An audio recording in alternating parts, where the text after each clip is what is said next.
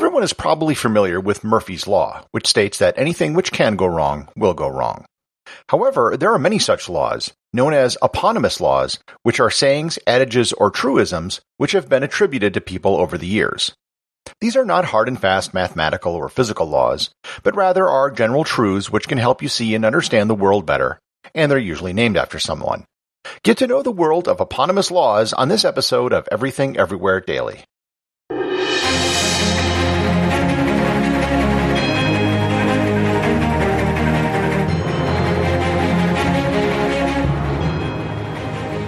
This episode is sponsored by Audible.com. If you're interested in the snippets of wisdom from great minds, the audiobook I would recommend is 600 Quotes of Ancient Philosophy. It contains thoughts from such minds as Confucius, Plato, Aristotle, Marcus Aurelius, and the Buddha. If you're new to ancient history or philosophy, it's a great way to get introduced. You can get a free 1-month trial to Audible and 2 free audiobooks by going to audibletrial.com/everythingeverywhere or by clicking on the link in the show notes. There are many truisms that we all know which are less than mathematical or scientific laws, but are still helpful rules for living life. These are often referred to as laws, razors, dictums, or rules. The most famous, of course, is Murphy's Law, which holds that anything which can go wrong will go wrong. This law is attributed to a man called Edward Murphy, who was an American aerospace engineer. The earliest known use of the phrase was in 1951, and it was attributed to Murphy by Dr. John Stapp, who was an Air Force flight surgeon. The phrase became really popular with the development of the space program. Oddly enough, most people use it incorrectly. They assume it's just a pessimistic outlook on life, when in reality it was supposed to be an approach to engineering. An engineer should assume that anything which can go wrong eventually will, and plan for that eventuality.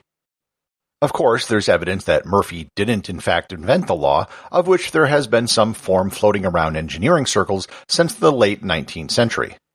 The misattribution of laws is in and of itself a law, known as Stigler's law, which states that no scientific discovery is named after its original discoverer. This law is attributed to statistician Stephen Stigler, who claims that he didn't think of it, but rather should be attributed to sociologist Robert K. Merton. This misattribution really just adds support for the validity of the law. One of the oldest known attributed laws is Occam's razor, which is attributed to 14th century English monk William of Occam. It dictates that, all things being equal, the simplest explanation is most likely the right one. This can be applied to many things, but especially something like a grand world-dominating conspiracy, which would require millions of conspirators and trillions of dollars per year to explain something as simple as the Earth being round. Adler's razor is attributed to mathematician Mike Adler, who came up with the dictum which we should all probably take to heart.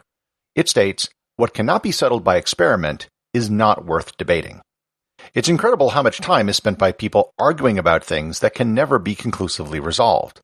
This is also known as Newton's flaming laser sword, which is to give it a bit more oomph than just a normal razor. Sayre's law, which is attributed to political scientist Wallace Stanley Sayre, says, "In any dispute, the intensity of feelings is inversely proportional to the value of the stakes at issue." The law highlights the fact that oftentimes the most bitter fights are over the most trivial things. Academic departments often have heated battles, even though the stakes are very low. Likewise, many of the fiercest religious battles are fought not between totally different religions, but between different sects or denominations within a religion. Italian economist Vilfredo Pareto is credited with the Pareto Principle, which is also known as the 80-20 rule. This dictates that 20% of the inputs in any system are responsible for 80% of the outputs. This is normally applied to something like sales and marketing, where 20% of your customers will be responsible for 80% of your revenue.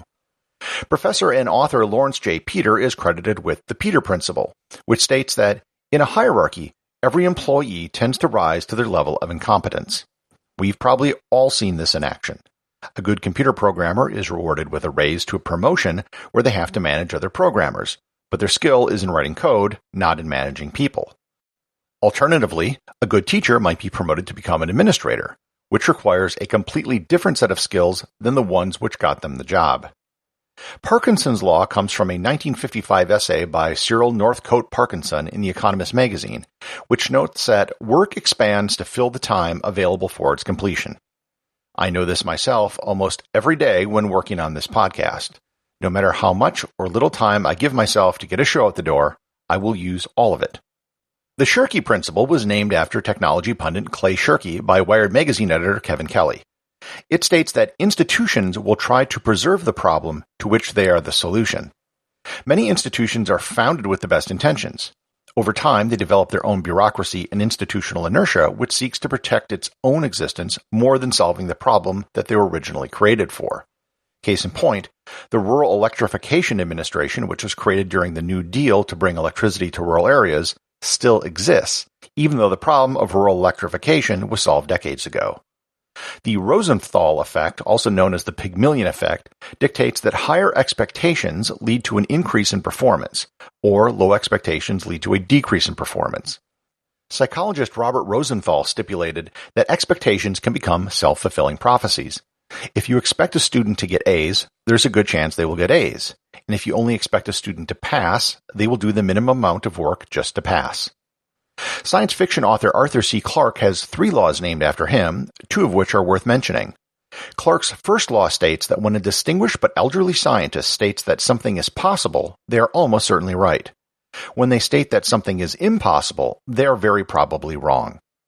There is a conservatism in scientists where established scientists are wedded to the current framework and resistant to new ideas. There are numerous examples of scientists who have said things are impossible but turned out not to be. I can distinctly remember some scientists saying you couldn't transmit digital information over analog radio waves. If you are listening to me now, it's proof that they were wrong. Clarke's third law states, any sufficiently advanced technology is indistinguishable from magic. And we've probably all experienced this ourselves if we can think back to the first time we saw a GPS device or a smartphone. We had no idea how it worked, and we were just amazed that it did. Goodhart's law is attributed to British economist Charles Goodhart, and it notes that when a measure becomes a target, it ceases to become a good measure. This can be seen when you teach for a particular standardized test. The SAT was designed as a general measure of aptitude, but now it's just a measure of how good you are at taking the SAT. The Streisand Effect was named after Barbra Streisand. It states that any attempt to hide, remove, or censor a piece of information has the unintended consequence of publicizing that information more widely. This came about when she attempted to suppress aerial photos of her home in Malibu, which only ensured that the photos were widely spread during the ensuing controversy. And the fact that I'm talking about it now, and she has a law named after her, really proves it to be true. Astronomer Carl Sagan has the Sagan standard named after him, which simply states that extraordinary claims require extraordinary evidence. This is often used against people who claim that there are aliens who have visited Earth without any real hard evidence to back up their claims. Our final law is my personal favorite, Stein's law.